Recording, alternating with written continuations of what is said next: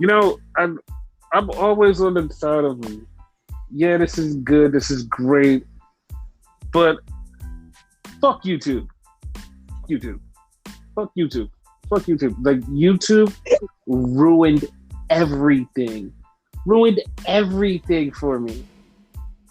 I hate YouTube. I hate it so much. I hate it so much. I know you guys are like, what the hell? What the hell did YouTube have to do with this? It ruined the movie for me. It ruined Doctor Strange for me.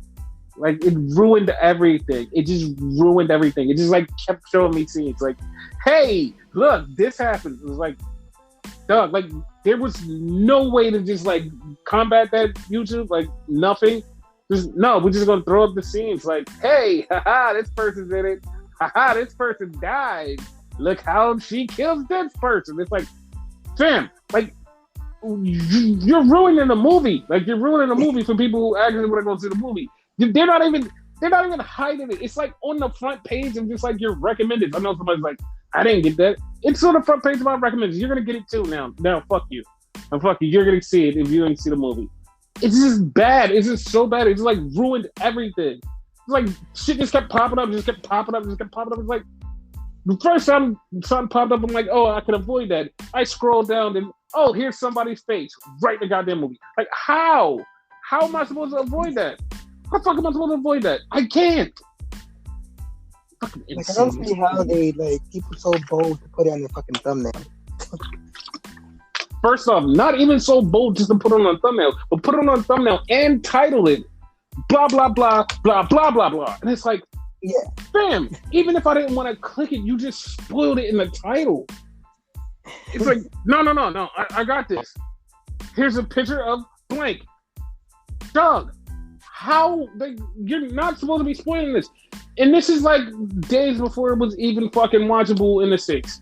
It's just fucking insane that I just got spoiled so bad. I know people are like, well, you like spoilers too, because you say them on the podcast.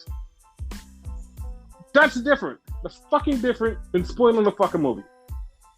Yeah. Because sometimes, every now and then, something I say might be wrong. Might be.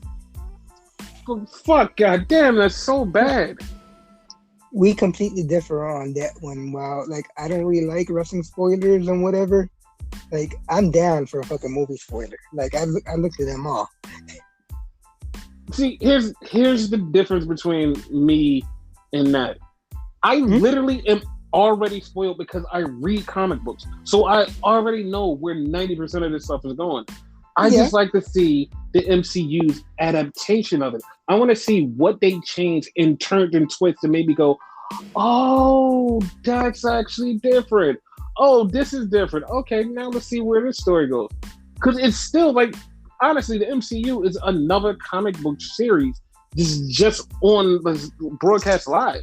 Everything else is just like you could just pick up and read. This is like broadcast live where you're like, oh, well, this is a slight change in a retelling of a certain hero or a certain story. And it's like, oh, well, that's different. And you see what they keep from the comics and what they throw out. So it's like, I'm not really getting spoiled. It's just like, I want to see what they're going to do. And I want to see if they can surprise me. I want to see if they can match my expectations. That's what it is about these movies. Other than that, it's like I could walk into a movie and know exactly what's going on. But I want to see what they do to excite me and like bring me into it as a fucking hardcore like person. Like, that's what I want. That's what I want. That makes sense. And for everybody that's online, this is not a spoiler. This is because, matter of fact, this is kind of a spoiler, but I'm not going to tell you to fast forward it. If I see another person online go, yeah, she's so strong. Yeah, y'all ain't ready for that. It's like, hold the fuck up. You never read a goddamn comic because she's always been that fucking strong. She's been one of the fucking strongest people in the fucking universe. It's been like 10 times they had to fucking put her ass down because it was like, yo, she's too goddamn strong. She's too goddamn strong. This girl is out of fucking control. They had to put her down 3 times. And I know you're like, no, but that doesn't mean she's strong. She literally whispered a word and changed the whole entire universe. And they had to fucking put her down. Are you fucking kidding me? I'm not even a fucking huge comic book fan, and I know that shit. Yo, she went off the rails so fucking much one time. They had to take her to Doctor Strange and was like, yo, you're the only one that knows magic. He went to her and was like, I can't fuck with her. I can't even help her. She's out of my pay grade. That's how strong she is. She is a fucking beast. If she's not mentally wired right, she will fuck some shit up. But everybody's like, oh my God, she's so strong. I can't believe it. It's like, are you serious? Like, I know that you were just like movie onlys. It's like you only just go see Marvel MCU is all you know. You don't know anything about comic books. But it's like you haven't seen like a YouTube video going like, oh, Scarlet Witch is like the strongest person out there. Like, no, none of that. Nothing. It never hit you. Okay. Because like I've seen like 80 gazillion tweets going like, oh my God, because most of the people that are coming back from the movies like, I can't believe she's this strong. Finally, they let her use her powers. Oh my God, I didn't know she was that strong. She could beat anybody in the Marvel universe. And I'm like, you have no idea who she is. Honestly, in comparison, she may actually be like the MCU version might be like weaker than the comic book version. Of course. Of course. Like, of course. Like from the dumbass leaks that I've seen, she is completely weaker. Like she's very strong, but she's completely weaker than her in the Marvel universe. The her in the Marvel universe is a different level. It's a different fucking level. Like had it been her, she probably would destroy Thanos in that one movie all by herself. Yes, and like how everybody was like, "Oh my God, Captain Marvel can beat Thanos." Yes, he can. That's true. Like fucking Captain Marvel was severely underpowered in the MCU, which also means Scarlet Witch is severely underpowered. 90% of the people that you are watching are severely underpowered. You're like, oh, well, they're getting their ass beat. Yeah, because they have to neuter them for fucking movies. You can't be like, oh, this is the strongest person. Because, like, honestly, if the movies were actually comic book accurate, fucking Captain Marvel would have one-handed whooped his ass. She fucking beat his ass when he killed her boyfriend. Beat the shit out of him. She beat the living shit out of Thanos. She didn't just beat him just like boop boop. She beat the shit out of him till she broke him. This motherfucker was in a fucking cell afterwards because he was so fucked up and he couldn't move. It took him 5 comics to get back to normal. That's how fucked up she was. And she was still pissed off after that. Because that's how fucking strong she is. Like, you can't even compare him to fucking Scarlet Witch because she could just breathe him out of fucking existence if you wanted to. Exactly. But yeah, so that was a thing that I had to rant about in the beginning. Spoilers. Fuck you too, fucking. Yeah, fuck you too. Fuck you too. And also, I try so hard to be just that nice guy, that quiet guy. I always try to be just like that guy, but it always happens when people always make me say something. They always make me say something, and it's like, oh, you motherfuckers, you gotta get it. You gotta get it. And I love how everybody just, like now, well, especially on that day, which was Bullet Club Day, everybody just act like they had amnesia. Like, everybody must have forgot what the fuck happened. Everybody must have forgot because they just kept tweeting dumb shit. Like, yeah, this is the leader of the Bullet Club is in America. This is the best version of the Bullet Club here. It's like, oh, y'all must have forgot. Y'all must have forgot everything. It's been 9 fucking years. It's been 9 fucking years. And I've been around all 9 years. I've seen the formation of them. I've seen them go through the beginning until now. So you can't sit there and tell me that, oh my God, this is that. You can't say anything to me. because I've been around. I've seen it. When you talk about Kenny Omega was the best leader of the Bullet Club, you're out your fucking mind. You're outside of your body and mind. No way possible Kenny is even the closest to being the top. Mm-hmm. Kenny's in the bottom. Kenny is down there by himself. And for the stupid people that's going, oh, what about Cody? What about Adam? They're not even on the list. They're not leaders. They were never leaders. They were never close. They weren't close. I'm sorry, you guys are just like dumb or like really new or just have no fucking idea what's going on with the Bullet Club because you just throwing out Kenny was the best. When Kenny was there, they were the most popular. Once again, you're still fucking wrong. Because when they got the most popular, that's when AJ was there.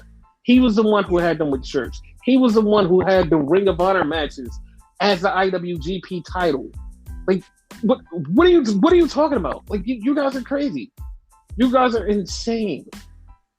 Like, you guys are fucking insane. Devitt fucking scared the shit out of the whole fucking New Japan. Where they were so fucking scared to move, they were like, yo, we don't even know what to do. He had a fucking boxing match for no goddamn reason against Shibata in a fucking G1, and everybody's like, we can't tell them to not do that. The fuck do you mean? It's your company. What are you talking about? It was insane. It was insane. And Jay's the fucking man. Like, there's no way that you can even debate that Jay is not the man. You're fucking insane. But since we're talking about it, fucking Dantaku happened this weekend. And everybody was like, all right, we're just going to go into the show. We're expecting just a little bit of stuff, just a little bit. Because, Tanahashi's going to face Ishii. Naito's going to face Okada. We're not expecting anything. Everything's fine. Everything's fine. New Japan is fine. So, matches are happening. We get Taiji Ishimori, Bullet Club. He beats Despy. And I'm like, okay. Reason that makes sense because it was Super J Cast. They speculated that Taiji Ishimori should get the win because somebody is owed an ass whipping from that. So he should get his ass whooped from something he did because if Kushida comes back, he deserves to beat Ishimori's ass. So we're like, all right, that's fine. Then they have a tag team title match. We're like, okay, all right. Then you're like, wait, this is a triple threat? When the fuck did it become a triple threat? Did I miss something? Wait, Fale and Chase Owens are in it? What the fuck? Why? Oh, okay.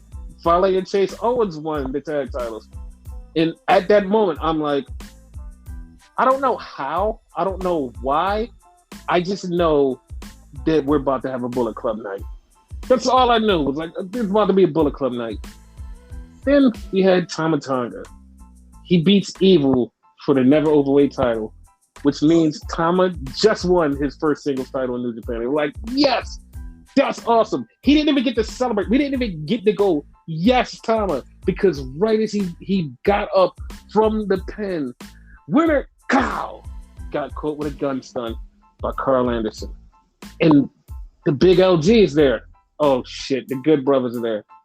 It's literally to the point where we're all just like, okay, we see the writing on the wall.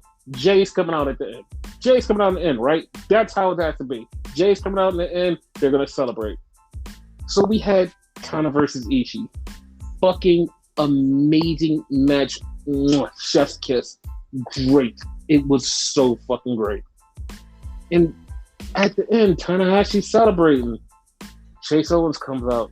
It's like, hey, you got that U.S. title, right, man? Listen, we might have to do something about that. What do you mean we? He turns around, gets pow, punch in the face, gets his ass beat. Dude with a mask, and everybody's like, who the fuck is this guy? He hits the Unprettier, and we're like, there's only a few people that do that move. What the fuck? Who is this? They take off the mask. It's Juice Robinson. Rock hard, Juice Robinson. Like, oh, okay, dude. All right, this is too much. Like, this is too much. Like, Jay definitely is coming out at the end. So, Okada beats Naito. Another great match. Okada's music is playing. The pyro goes off, and everybody's like, "Oh, well, the show's gonna go off. Like, it's going off." Then all of a sudden, it just stops, and I'm like, "What the fuck?" Oh, we had technical difficulties earlier, so what the fuck? Like, this is just normal. All right, fine. And then Jay's music come on, and everybody's like, "Oh shit!" Jay comes down, beats his ass, tells him he wants the title, and he fucking lays him out. Bullet Club reunites because it's the Bullet Club anniversary, and it shocked everybody. Because a lot of these motherfucking casual New Japan fans that are over in AEW and don't fuck with New Japan anymore, like, fuck New Japan.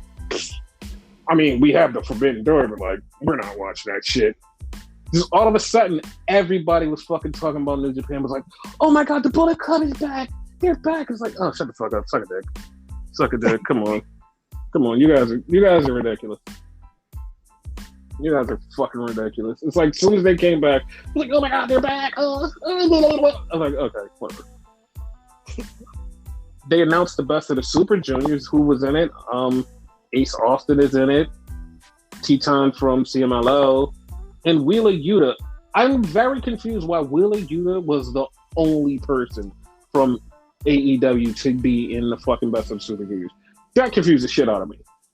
I was like, why is he, like, he's good. Like, first off, he's good, but at the same time, he doesn't even qualify all the way as an AEW person because he wrestles on New Japan Strong. But it's like, why is he the only person that's going? And I was wondering about Chris Bay, and Jay confirmed like Chris Bay couldn't get his visa, so he was like, he shouted him out at the end. But like, if Chris Bay could get his visa, he would have been in it probably. But I'm like, dude, there's like so many people that could have been in besides Wheeler Yuta. And once again, it's nothing wrong with Wheeler Yuta. It's just like there could have been a bunch of other people. Fucking Dante Martin would have been a good candidate. Yes, and like I'm actually mad that. I mean, I can't be mad because like I could be more sad because Darius Martin got injured and he's gonna be out there 6 to 9 months, so he can't be in the tag league. But yeah, there was a lot of love from that side that never watches the show and was the most talked about New Japan show in like 3 years because everybody's like, oh my god, like it's this. And us New Japan regulars are just like, oh, this just feels so great that people are coming back. We're not going, oh my God, like the AEW people. We're like, oh my God, everybody that was stuck outside are getting to come back. It's back to normal. We can have our people, our foreign people coming into New Japan and having fun with us. Oh my God, that's back. We're back to normal. Everything is fine. That's what we all felt. Jim was like, oh my God, New Japan is back because the Bullet Club is back. It's like, what? What are you talking about? That's not it. That's not it. But it caught everybody by surprise.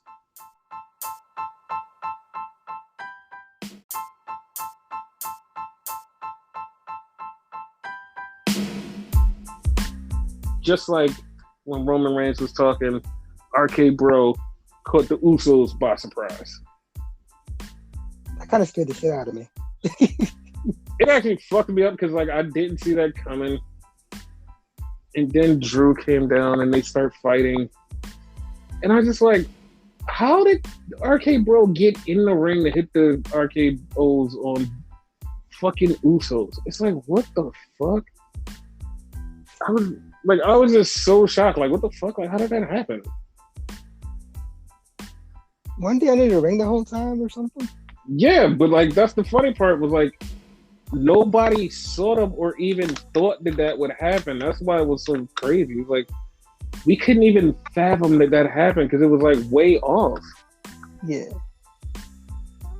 So after that, we get the Street Profits in the back with Ezekiel. So Ezekiel and the Street Profits are back there, and they're giving them something to drink, and they're like, "Hey, man, welcome." So Chad Gable comes up and was like, "Hey, man, like people can lie on these lie detector tests." And Ziggler was like, "What the fuck? Who cares?" And then Owens was like, "No, fuck that, man. You're a fucking liar." He's like, "You're a fucking liar. Street Profits don't believe this shit. A fucking liar." And it was funny because Kevin was wearing a Becky Lynch t-shirt, which he's always wearing like somebody else's t-shirt in the back because he's such a nice guy. Yeah. Sweet of him. So it turns into a fucking six-man with Street Profits and Ezekiel versus Chad Gable and Otis and Kevin Owens. I keep forgetting that Otis is a person because he doesn't say much. He's just there. He's just like the power guy. Yeah, and he doesn't say a goddamn word. And he doesn't make it funny. He doesn't make it popular. He's like, I'm just here. I'm just here for no reason. Ezekiel took the loss, so this is his first loss, kind of. Whatever, who cares? Yeah. Like, I was a little surprised because it was like, yo, he just got a win, and he just got a loss immediately. It's like, oh, okay. Well, that's a thing. It's even out. Yeah. So then we get a little interview with AJ, and AJ says, yo, I'm going to beat Damian Priest's ass. I am. Okay, whatever. Then we get Sonya and Pierce tells Sonya, listen, man, you have no power, and you're going to have a match later on. And she was like, wait, he's like, no. You're going to have a fucking six-man later, and you have no power.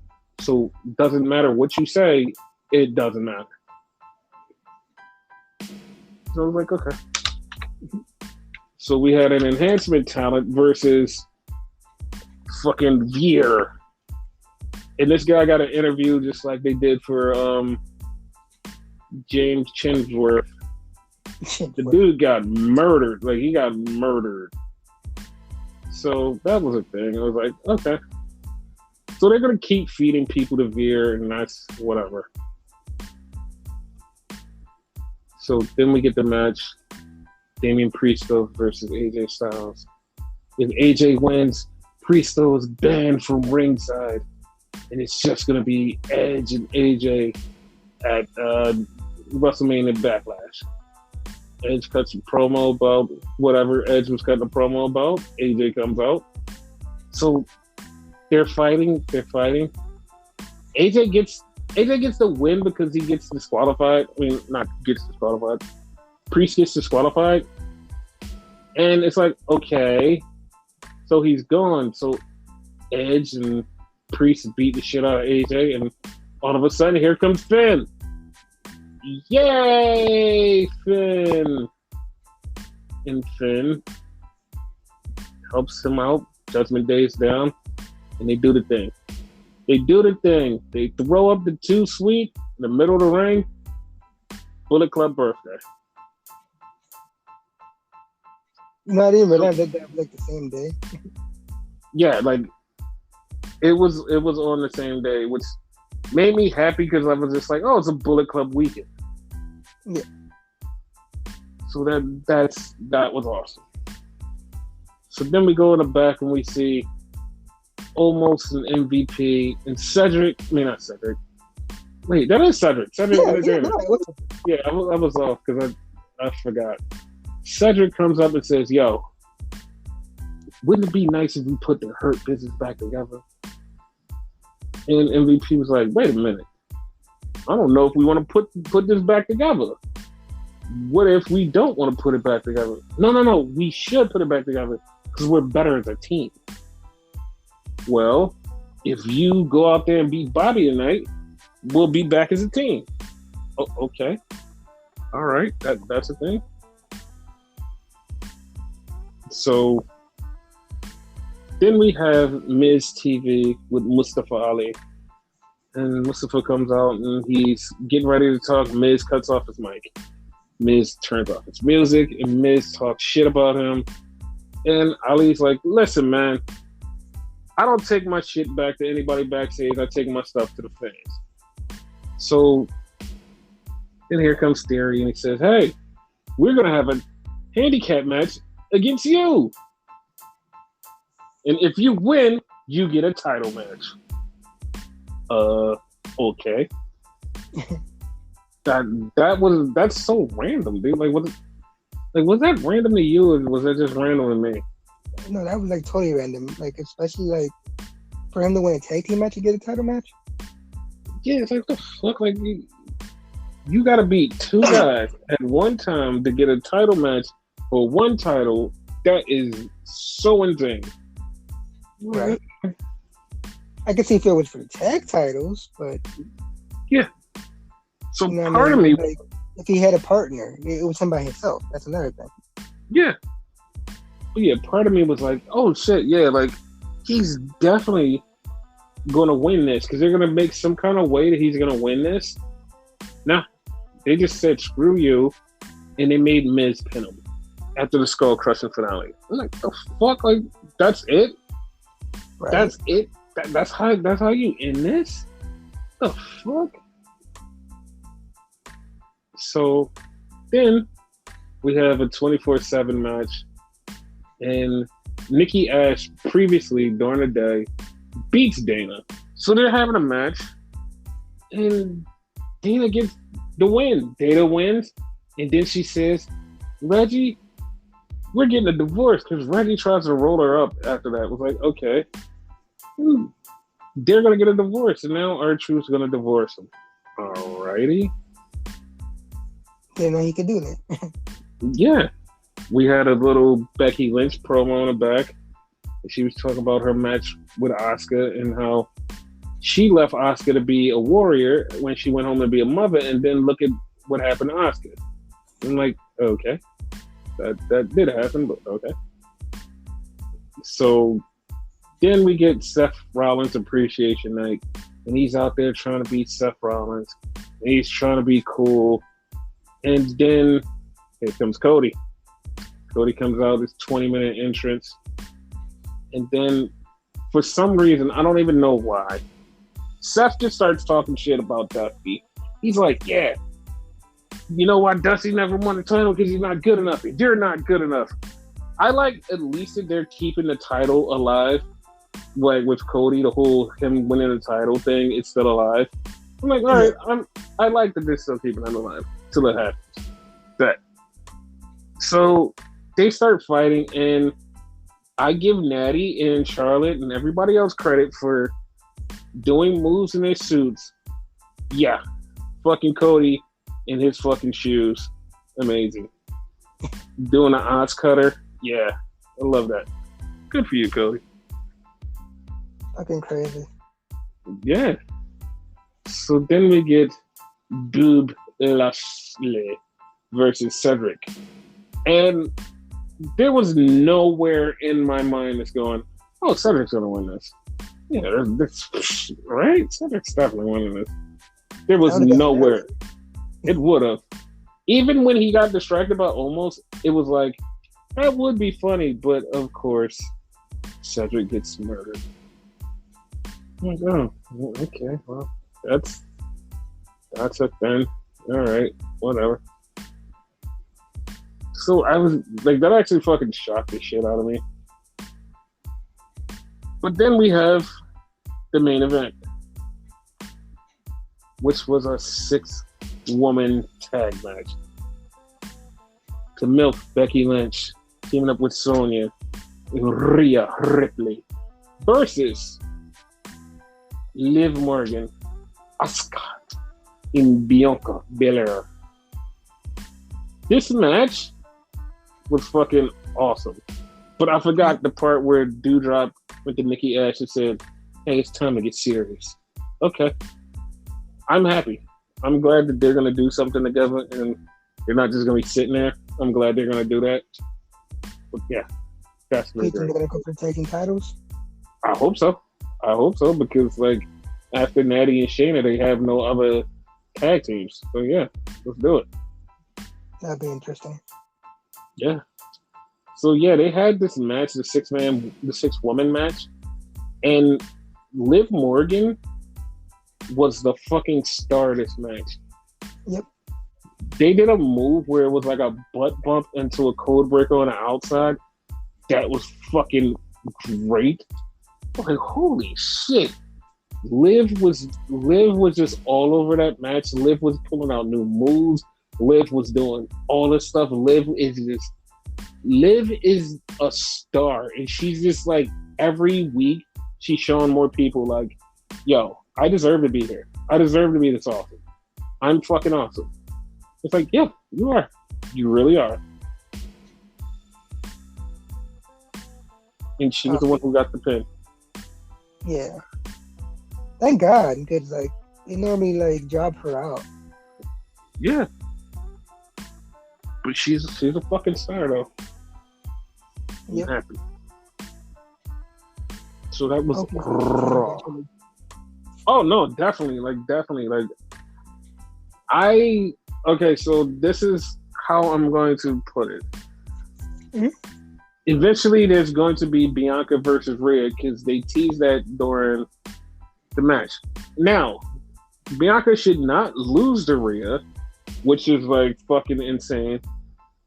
I think Bianca should beat Rhea because like this is where they're heading this right now. It's like, oh, this is gonna happen right now.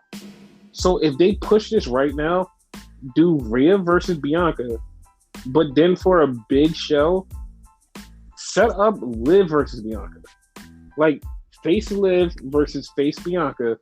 Get them both as hot as possible and let them have a match. Like let them have a fucking match at a fucking like at Money in the Bank or like SummerSlam somewhere, one of those big shows. Yeah, let that happen. And everybody will love it because it'll be like, oh shit, they're having a fucking great match. Yeah. I'm not for that. So yeah. So then I'm gonna skip to Dynamite, which I'm actually angry that on this show they did not do a Bullet Club thing. And I know people are like, well, we don't need to do the Bullet Club because we have the Bullet Club. That's why it's more apparent that you should have did a Bullet Club thing. Yep. Like like it should have been a thing. Like, and that pissed me off. It was like, yo, you were made off of the Bullet Club. Do a thing. But they didn't. Yeah, because I was like, that should have been a no-brainer. So it started out with Steve Dorsey, which, okay. So I have a funny story about Steve Dorsey. Okay. So earlier in the day, they were doing the little reveal for Fight Forever with Chris Statlander and Evil Uno and Nyla Rose. So all of those people are there, and Chugs is there, which is Steve Dorsey's alter ego. So he's there, and Uno's talking about him coming in today, and Uno goes, yeah, TSA broke my PS5.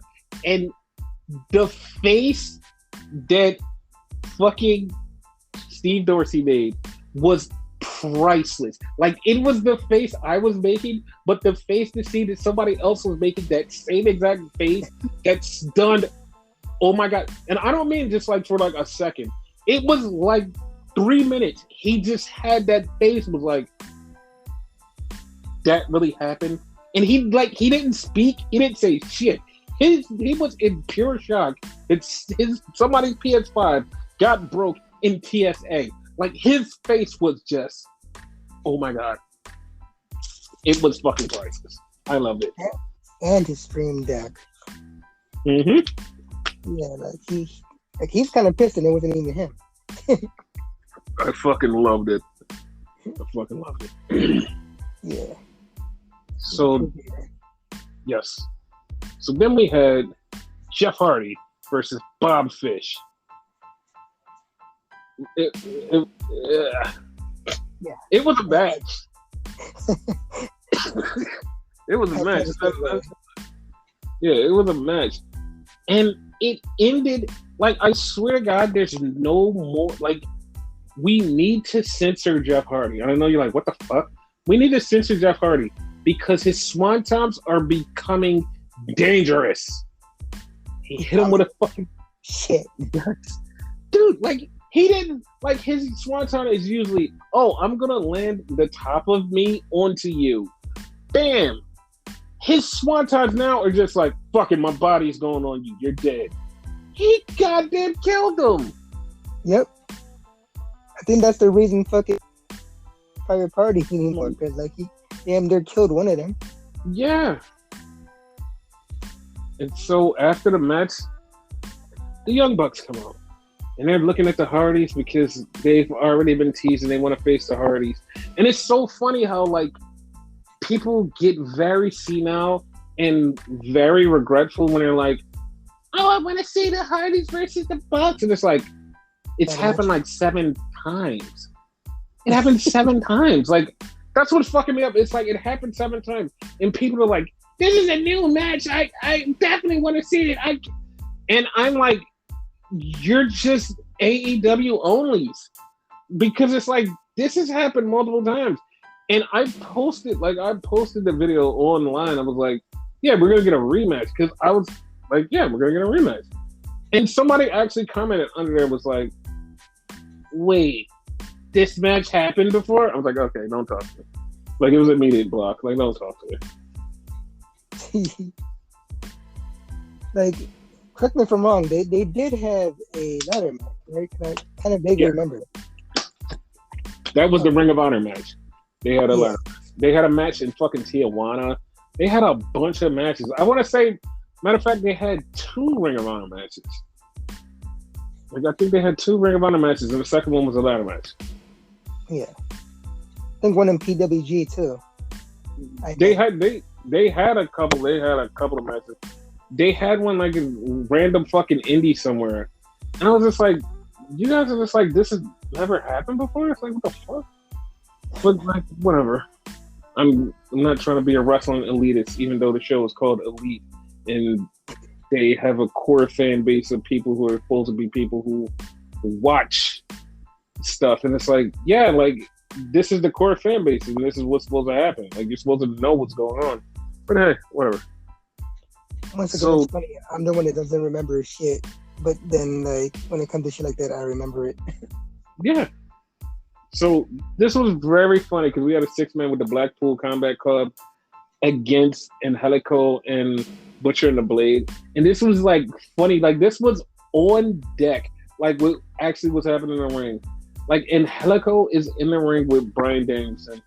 And JR, like, second, like, to the second, goes, man, Angelico said he always wanted to wrestle Danny Bryan. He said he wanted to stretch him. Literally, as he said he wanted to stretch him.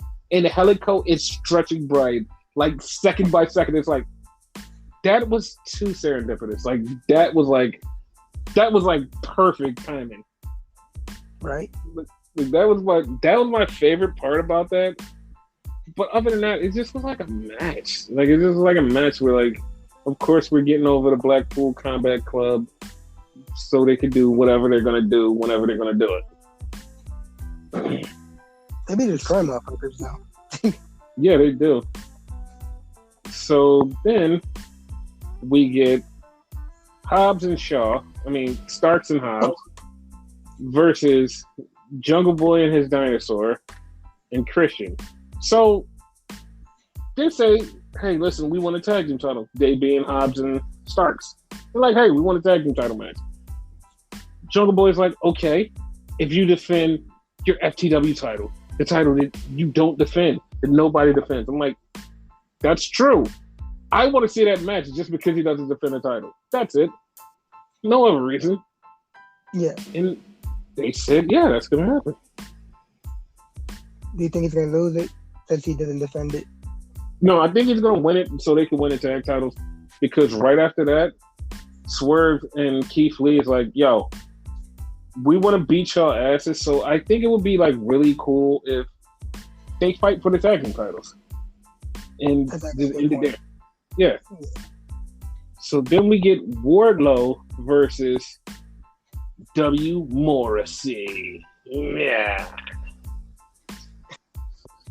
So a lot of people, like, this is really funny to me also. Because it's like, half of you motherfuckers when Kenny was in fucking Impact. We're watching Impact. How did you miss fucking W. Morrissey? Like, how? How did you miss him? And everybody's like, oh my God. I don't know, because everybody was like, oh my God, Morrissey's so big and strong. He's so athletic. He's so cool.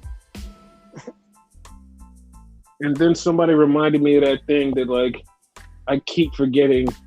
Because somebody was like, oh my God, Edge is in the All Elite building. And I was like, God damn it, he still looks like Edge. He's just Big Edge. Big Edge. Yo, I really want Edge to come up with the allegations of how that's not his son. Please tell me. Like, please tell me, like, how that's not your son. Like, he looks exactly like you. Like, seriously. There's no way you can get it. Come together and join forces with Edge. See, like, the reaction to that shit. I would love that, too, because he looks just like Edge. Like, no matter how many times it happens, he looks just like fucking Edge. I'm like, God damn, he does. So, especially now with the heel persona that Edge got, he's been wetting his hair lately and like slicking it back sometimes with a ponytail. Mm-hmm. So now he looks more so like fucking Morrissey. Yeah, exactly. They're father and son. Yeah. But of course, you know, Wardlow gets the win. So yeah, that's dope. Wardlow gets the win. Disappointment is only one power bomb. I mean, I don't think that he could have power bombed like Cass as many times as he could, because Cass is like huge as shit. So like one just had to suffice. Yeah. So like he beats him. We want Enzo chant and also a no we don't chant. So that was actually funny.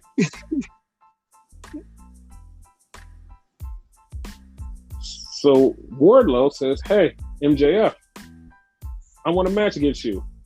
Get out of my contract." MJF says, "Hey, next week we'll sign a contract, but we'll do it on my terms in another city. And I'm going to have a stipulation problem." So, haha, yeah. I'm like, okay.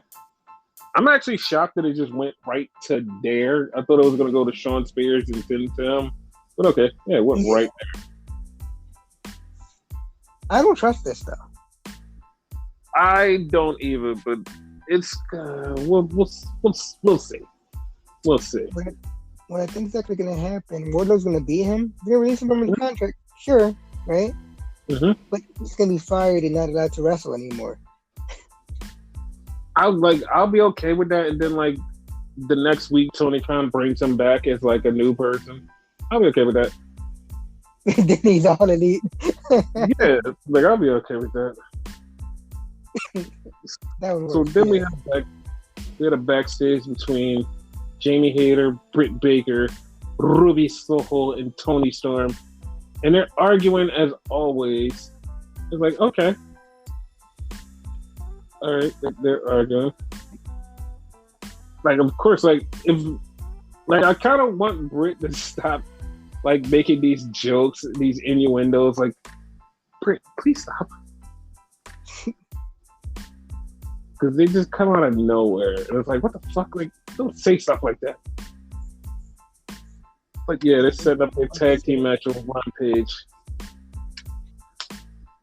So, we get a Hangman Page fucking interview. And I love the fact that every goddamn stupid person lost their shit on this one.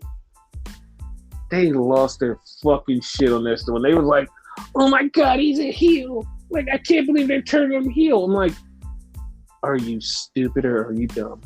Or are you just idiotic? Because somebody needs to be the bad guy here. And of course, Punk's not going to be the bad guy. So it had to be him.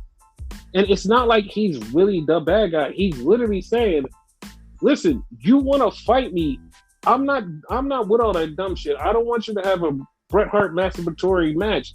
I want you to fight me. Fight me, motherfucker. You want to fight? You want this title? You got to beat my ass for it. Like, the way he said it, the way he came off, everybody immediately was like, it's a heel turn. It's a heel turn. I'm like, dude, somebody has to be the bad guy. And him being angry that, like, everybody is immediately counting him out, going, Nah, Punk's gonna win. Punk is that badass. We love Punk. Punk is great. Like, he's the champion. You're counting him out. He's the dude. He's pissed off. He's like, no, fuck this. He's like, I'm gonna beat his ass. And I love that. I love that about him. Hangman. My bias for heels. I love heels, right? Just that one notion, he comes across more as a face to me. It's like he's gonna prove everybody wrong. You know what I mean? That's what I was thinking too, because I'm like, I don't understand how you people are just angry at him. He's really just saying like, yo, you're coming for what I have. It's not going to end like that. So yeah, that's it. So then we had the Jericho Jerk-Off Society come out, and Santana and Ortiz were out. And so the match is happening. It's just a lot of fuck shit happening in this match. And they beat Santana, and then like they beat him up with the bat. And like, I don't know why, but I swear Jericho said the words out of his mouth. Was like, yeah, this is a homicide. I'm like, what? You can't say that. That's not your thing. Like, when he said that, I was like, immediately like, okay, like, I know that that's not a tease, but that's a tease in my mind. That's a tease. And like a lot of other people are saying the same thing, because like they're just figuring it out. It was like, oh my God, like they're outnumbered. I'm like, dude, I've been saying that they're outnumbered because they are. Like, Hernandez in fucking Homicide. But like, also, I forgot about B-Boy. B-Boy is a thing too. So like, instead of just like Hernandez, you can put B-Boy and Homicide in there. That'd be fun. Either way.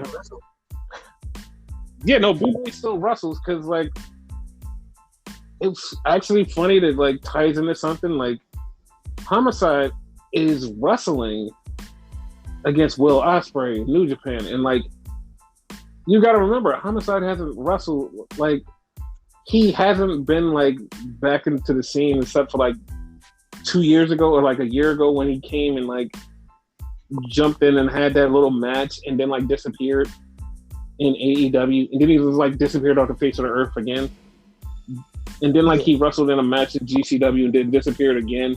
And it's like, okay, so Homicide is like still around, and so is B-Boy, but like B-Boy is just like less active than him. But like, for AEW payday, yeah, fuck it, do it. Oh, Mafia. Is Mafia still with them? Or was he ever with them? I think he Dan was. He was at one point, but I think he's retired. Oh, okay. So then we had a backstage segment that the Acclaim got scissored by the Ass Boys. That is very strange to say, so I'm just going to move on. Yes. So this is where we have a very strong controversial segment. A very, very controversial segment. This is extremely controversial. We're going to get into it. Like, we're not going to run away from it. We're getting into this. So, okay. Brian Pillman Jr., Griff Garrison, and the girl is out there, and Brian's talking about, hey, Jim Harbaugh, blah, blah, blah, my dad, whatever. Because his dad was roommates with Jim Harbaugh, who is the coach of the Ravens. Behind Jim Harbaugh, by the way, is Kip Sabian, who everybody just keeps forgetting existing.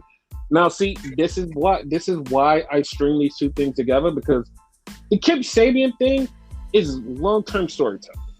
So I know you people are gonna be like, wait, what the fuck? Yeah, it's long-term storytelling. You want to know why? And this is really fucking easy and stupid, because Kip Sabian has been doing this box gimmick for almost 4 months. We have seen somebody with a box just sitting the fuck there. He's just been sitting there in a bunch of the crowds, just sitting there, just fucking sitting there, just sitting there, not doing nothing. Just a guy with a box in his head. Underrated. It's like, okay, visually you have a cue of like this guy with a box he's there. Lance Storm even seen it, was like, dude, who the fuck is this dude with the box? Like, what's going on? Like, what's up with this? And the fact that it's in people's mind, even though it's like a very small storytelling, it's a story that's being told consistently. So now, Julia Hart in the ring. Pillman calls out the House of Black. House of Black comes out, beats the shit out of the Varsity Blondes. Julia does nothing. They give her the chair. This is your time. Everybody's like, yes, it's happening. Finally, the turn. We've been waiting for this for 6 gazillion years. She has the chair. She's like, I can't do it. They snatch the chair away from her. Oh, you bitch. This is like, I don't think anybody actually seen this when like this happened. So Malachi took the fucking patch off her eye. Not a lot of people seen this. When they took the patch off her eye, her blackness is growing. I know that sounded weird. Very weird. But it's growing. Before he took it off. When like the Brian Pillman part, like I actually noticed it then. Yes. So nobody really was like, oh shit, that's growing. And it's like, yeah, like it is. It's been growing. It's been growing for a while. Come on, it's here. So before anything can happen, the Triangolo de la Muerte shows up and they're like, hey, get out of here. And it's like, okay. And there is no follow-up. Julia Hart is still just Julia Hart. She's just fucking Julia Hart. She has not changed. She has not done anything. There's no progression there. She didn't even get mad. She didn't do a goddamn thing. There's no progression. And people are upset. They're like, half of the people are like, fuck this dude. Like, this storyline is going nowhere. It's been so long. And then everybody else is like, you guys are so impatient. Long-term storytelling. Guys, you should be more impatient. God, these WWE fans. And it's like, no.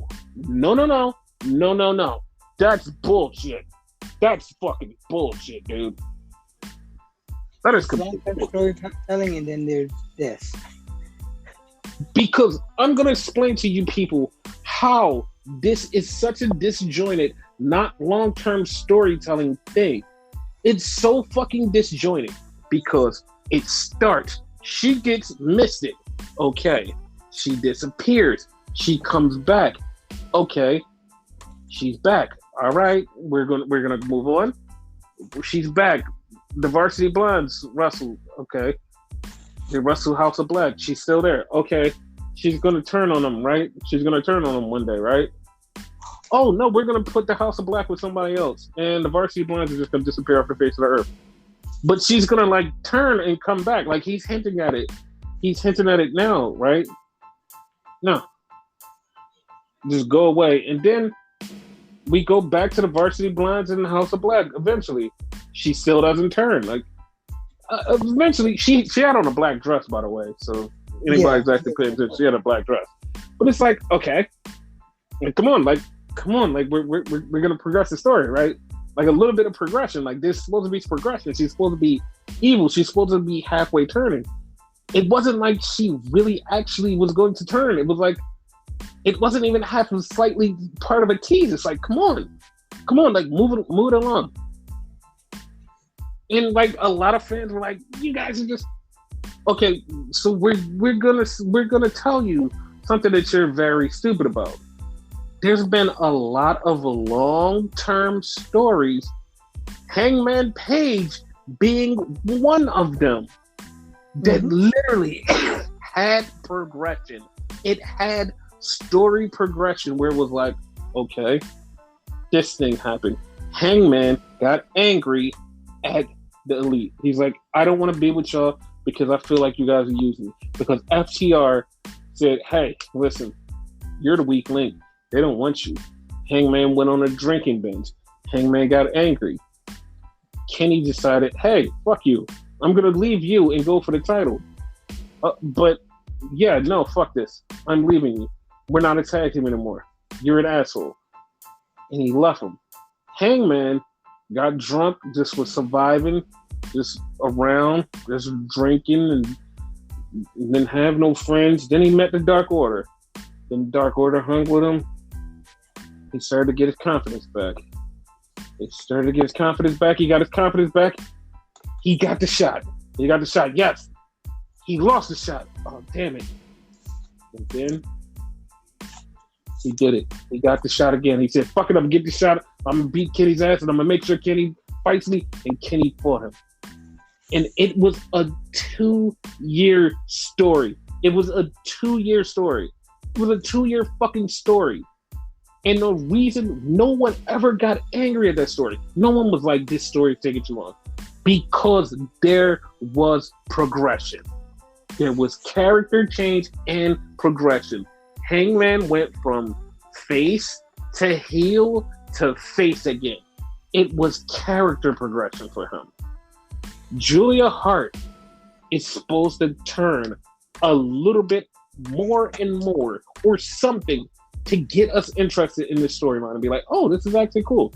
Oh, this is actually cool. Oh, this is actually cool. Nothing happens. Nothing happens. She disappears on the face of the earth. She shows back up. Then she disappears again. And it's like, what? Like, why? Like, why? Like, come on, like, be consistent. No, fuck consistency. That's another thing they're missing, consistency. Yes, and it's like, this story, like, it's not going to be the greatest story. It's not going to be, like, the best be-all, end-all story. But it's something for her and for the House of Black. And it's like, nah, we don't care. Like, we'll get to it when we get to it. And like I said, it's been, like, months where this, like, whole thing has just been missing in pieces. And it's like, why not just progress the story? No. Okay. Whatever. Like at one point, I thought Garrison or Pillman was going to join them too, because he missed one of them too. And it's been so long, I forgot which one he actually missed it. So exactly, it was Pillman, but like exactly, it was like that was part of the progression that should have won, and it's like, dog, like what? Because they kind of hinted at fucking dissension between them two too at one point. Mm-hmm. But like, it was story progression there, and they just like left it. They fucking left it, and I was just like, dog, come on. So after that, we had Dante Martin versus Rey Fenix. What did you think of this match? Great match. Like, might have been my favorite match of the whole fucking show. It was up there. Yeah, it was up there. Because, like, this was like a high-flying, crazy bonanza. And it was like, oh my God, these guys are just fucking going off the wall. And, like, so this match was great. And, like, I'm watching this match, and I keep getting stuck on something I seen the night before. And, like, I'll talk about it later. Because the thing that happened on the night before was, like, so uncalled for and unreasonably questionable. Was like, what the fuck? Like, what? That, like, it made me go, like, holy shit, like, why did that not happen here? But, like, there was, like, way more crazier, higher flying crazy shit going on there. And I was like, holy shit. But this match was, like, fucking awesome. Dante Martin is fucking, he's illegal. He's an illegal person. Like, there was only one spot there that kind of pissed me off, and it wasn't because of fucking Phoenix or Dante. It's more so because of the commentary and whatever. Okay. They did a reverse top rope Spanish fly. That's legit what it was. But then, like, I think it was Tony Schiavone asked fucking what's his face? Excalibur. Was that what it was? No. It was a twisting reverse blah blah blah. Like, he said something totally different. That's not what that was. Like, he could have just, like, agreed with Tony. Tony know what the fuck he was saying. Right. That was my only, like, pet peeve, but great match. Yeah. So Phoenix won, and now we have the brackets. It's going to be Rey Fenix versus Kyle O'Reilly. and Jeff Hardy versus Darby Allin, which I'm actually excited for because that's the match that should be happening. Then we're gonna have Adam Cole versus Dax Harwood. Then we're gonna have Samoa Joe versus the Joker. Any idea who the Joker can be? I have a ton of ideas who the Joker can be. And like all of them are just weird and just strange, but it's really fun. It doesn't matter who it's gonna be because I feel like whoever it is, Samoa Joe is gonna win. Because one name, it could be Cesaro, it could be Miro, it could be fucking Jonathan Gresham, it could be a myriad of people. So I'm not gonna be like, oh yeah, like it's this person because I don't have like a set person where I'm like, oh, it's this guy. Yeah. So just like I'm just gonna leave it up to chance. So yeah. Got you. Brackets seem nice though. Yeah, they seem alright. So then we had a promo from Thunder Rosa.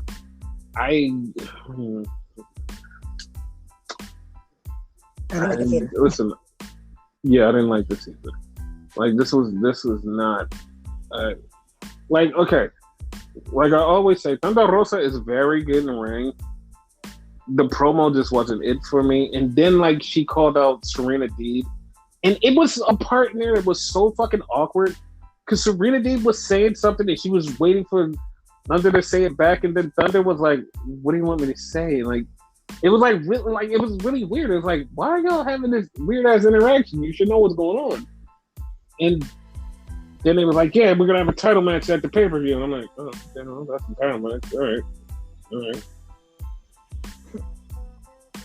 Like rookie mistakes, and neither one of them are rookies. Yeah, and also Serena Deeb had a black eye. Like. I thought I saw that. I wasn't sure. Yeah, like no one's gonna talk about that. Like, and I know somebody's gonna be like, "Oh, she's a wrestler, that's why." I'm like, I don't know. I'm just gonna move on because I'm gonna stay out of women's business. So then we had the main event: Deonna Purrazzo versus Mercedes Martinez. And like as this match is going on, I know somebody's gonna call me a WWE mark, which I'm not. I'm literally like, WWE had both of you and dropped the fucking ball. Like what the fuck? Yep. But it's better for both of these ladies because they main evented Dynamite. And of course, 100% of course I knew that Mercedes was going to win, and it wasn't because it's because Mercedes is a veteran or she's better than Deonna. It's just the fact that Mercedes is part of AEW and Deonna is part of Impact. So the title had to get put back on Mercedes. The one thing I hated about this match, want to know what I hated about this match? What? The end. It literally just felt like the end came out of nowhere. Like the match was going and it felt like it was building up to something and then it was like, boom, end. What? Like, wait, she tapped? Well, how? Yeah, she just tapped. What the fuck? How? That's exactly what I was feeling. Yeah, it was like, boom, like this match is about to get going. This match is about to be fucking awesome. You tapped. Why did you? What? And I was like, I knew this was gonna happen, but the way it happened was just like, I wasn't feeling that. And I'm a big fan of Deonna Purrazzo, but it's like I was not feeling that end. Yeah, I'm a fan of both, but I don't know. Like something was missing from this match. Might have been that. It was the end. It was like the end came way too fast. Yeah. But we've been established fans of Mercedes Martinez because we've been fans of Mercedes Martinez before people knew who she was. Yeah. So it's not a thing. So that was AEW. So NXT happened, we started off with the triple threat for the North American Championship. I'm not gonna lie, this match was actually really fucking good. I was like, God damn, dude. Very impressive. Yeah, this was like in my top 5 of the week. He was like, God damn, this is fucking awesome. Like, yep. Mello was showing off, telling people who he actually was. Like, yo, I'm fucking Carmelo. Young Oos was like telling people he's going to be a Oos, and Cameron Grimes was just like, he's Cameron Grimes, baby. So yeah, they were going the fuck at it. They were doing some crazy moves.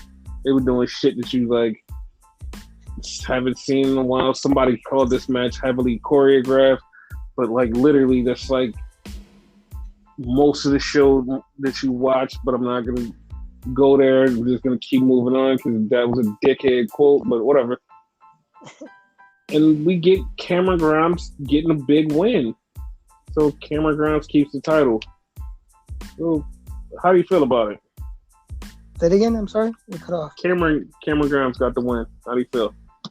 Oh yeah, I'm good with that. Like either like one of these three could have won that shit, and I would have been good with that. So then we get Monday Rose, who falls asleep in the tanning bed, and Wendy Chu turns it up to a gazillion, and Mandy gets burned. So Gigi and JC see her and like, oh, dude, you fucked up. What the fuck? Like, all right, listen, you can't go outside anymore, so we're gonna go do our thing. So bye. Like that's exactly what I was like. We're gonna go do our thing. So bye. I was like, damn, dog. Do that shit, though. This is funny because like this is the second time somebody's actually asked that question, and I'm like, okay, people fall asleep in tanning beds and they don't get it because they're asleep. I'm like, okay, people fall asleep outside and get like extreme sunburn because they're asleep. Like if you go to sleep, it like the thing is you're getting warm, but it's not like an extreme warm where it's like hot. It's like the same radiation on you, but it's just on you continuously because it's supposed to be on you and stop, but it's on you because you're asleep. You're not doing anything, so it's like, oh, whatever. You're fucked now. Okay. Yeah. So we see Diamond Mine and Roderick is saying, "Don't fuck this up." So then we get in the back. Listen, I wish they would not to cut you off. I wish they would address the fucking Malcolm Evan thing, like he left or something. Yeah, but like that's what I was about to get to in this next part.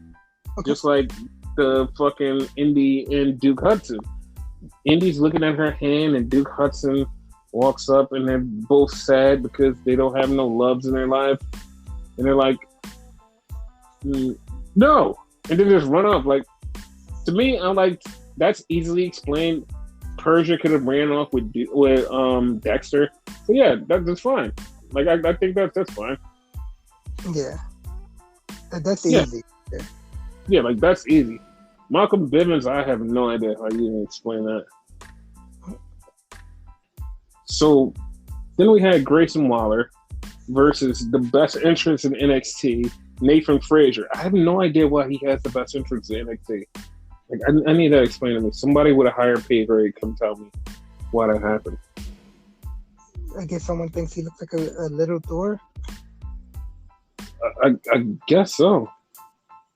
That entrance was too fucking awesome. Yes. So now this is the spot I was talking about because during this match, like Grayson and Nathan Frazier are wrestling, and for some odd reason, like they're both on the top rope, and Grayson is trying to throw Nathan Waller off. I mean, wait. Grayson Waller is trying to throw Nathan Frazier off, and he pushes him, but he's on the top rope.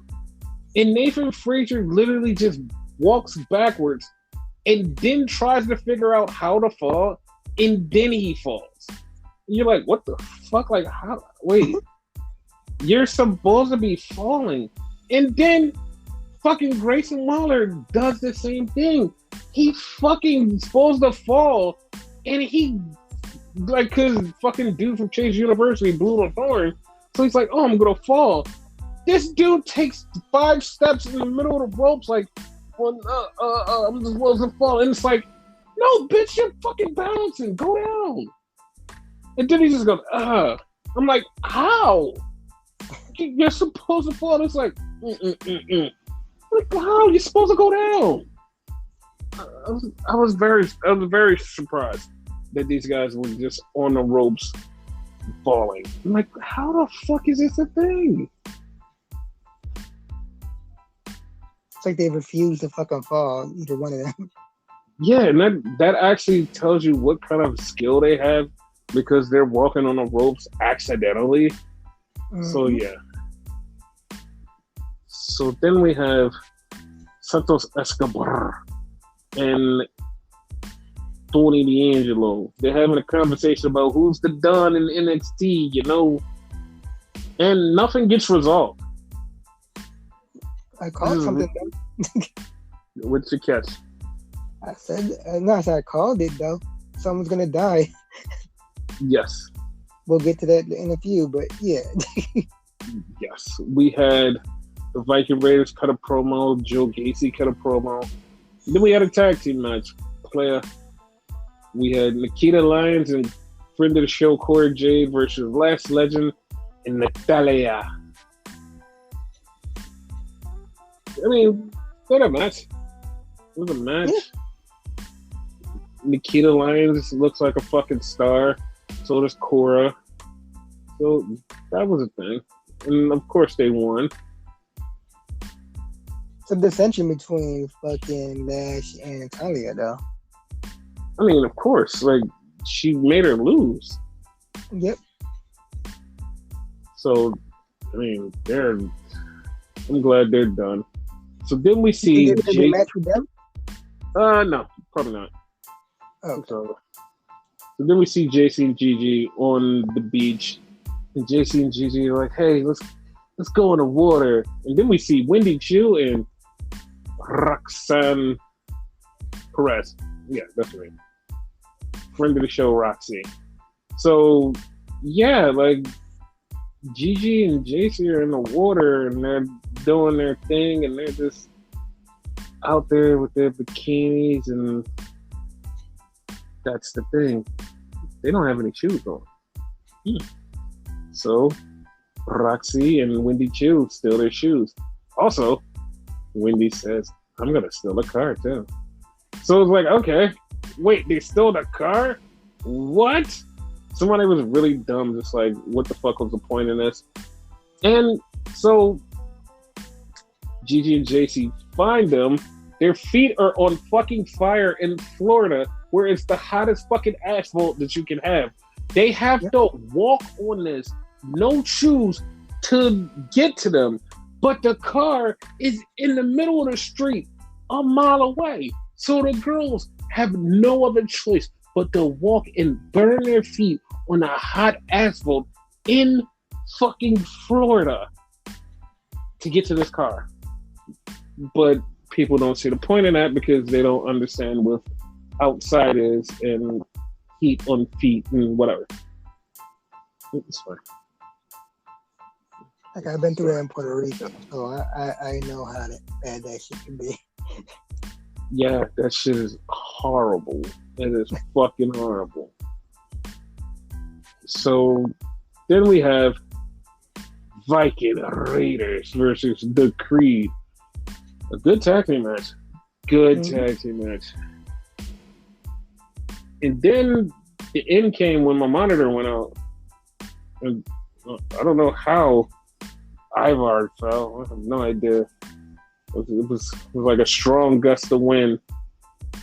Also, you missed that big knee by Roderick Strong or whatever that nobody saw. What? No, I don't know what you're talking about. It was just a strong gust of wind that took Ivar down. And the Creed beat him. And then they start yelling at Roderick Strong like, "Hey, you shouldn't help us." It's like, all right, fuck you. Fuck you too. Okay, whatever.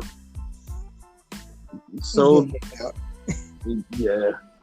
So then we get AJ Galante, who's with Tony D'Angelo. He gets kidnapped. How you doing over there? By Santos Escobar. And it was really funny how somebody was like, yo, that parking lot at NXT is dangerous. I was like, that wasn't the NXT parking lot, by the way, pal. Oh. So they had a fucking backstage thing where fucking broke money. They found out the dude's not gone for so long. And they was like, hey, man, like, why is your right forearm muscle so strong? And he didn't want to say it, but he was like, I'm right-handed. Oh, that's why. Okay, cool. Well, that saved you. I'm like, okay. That was a jerk-off joke? Okay, cool. That was... Okay. That was weird. Mature content, apparently. I mean, they had JC and Gigi running on the fucking sand with their butts out. So, I mean, that's mature content, too. So, then we get to the main event. We have Joe Gacy. Somehow he turns everything black and white. And then Braun comes out. Braun turns back on the color. I'm like, okay. Braun's wearing a singlet that his dad wore before. He's like, oh, well, that's actually nice. Right. You know what's funny about that? What? He had on his dad's singlet, but it was too small for him. That's insane. And it was ugly. Yeah, it was. So they had this dumb match. We knew that fucking Braun wasn't gonna lose. So this is what pissed me off about this goddamn show. Braun wins. He fucking wins.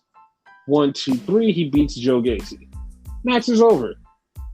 All of a sudden, Joe Gacy's fucking goons come down and it's like, oh my God, they're gonna get him. They're gonna get him. His goons are gonna get him. You know what happened?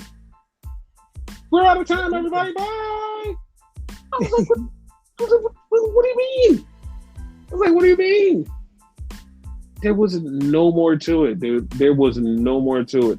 They literally got up on the apron, looked at him, and nothing happened. Got up on a fucking apron, nothing happened. I feel like this thing happens in WWE lately. I mean, I don't know, man. I don't know. Cause like this was so bad. It was like it was supposed to just happen, and then like we go from there. Like we go from there. Like it could have been somebody attacking them, and been like, "Oh, this is the new threat." Okay, new threat. No new threat. Nothing. It's over. Okay. And like, even if you didn't get the show on USA, at least put something on the YouTube channel then. Exactly. Like you could have did anything, but that was so stupid, dude. What's lame? So stupid. Like I didn't like that at all, dude. I didn't like that. And like it was the druids. These druids were different. They had red masks instead of like the typical black mask. So yeah, exactly. Like they were totally different, dude. Like they were completely different. And it's like, okay, well, that makes no sense. And like they didn't follow up on social media. They didn't follow up nowhere. They didn't say not one fucking word. They didn't say shit. They just left it as is. And they were obviously wrestlers. They were big. Like it's like it was so ridiculous. But yeah, that's their bad. Yeah. Well, that's the end of the show because that show was weird as hell. Okay. All right, pal. All right.